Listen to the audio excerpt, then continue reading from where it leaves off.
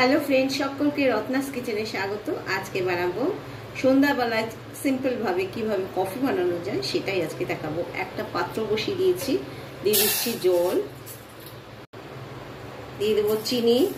চিনি যা নিজেদের স্বাদ অনুসারে। জলটা ফুটে উঠবে, জলটা ফুটে গেছে একদম, চিনিটাও গলে গেছে।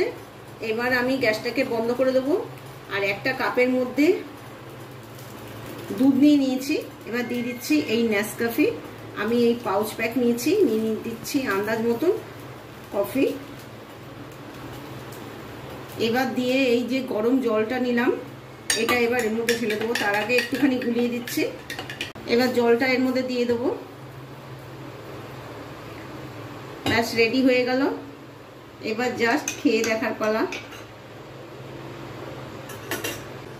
একদম সব মিশিয়ে নিয়েছি, এবার একটুখানি জাস্ট গুলিয়ে দিচ্ছি আর তৈরি হয়ে গেল সিম্পল কফি। কেমন লাগলো? যদি ভালো লেগে থাকে অবশ্যই লাইক, শেয়ার, কমেন্টস করবেন। আর যারা সাবস্ক্রাইব করছেন না, সাবস্ক্রাইব করে পাশে থাকবেন। বাই।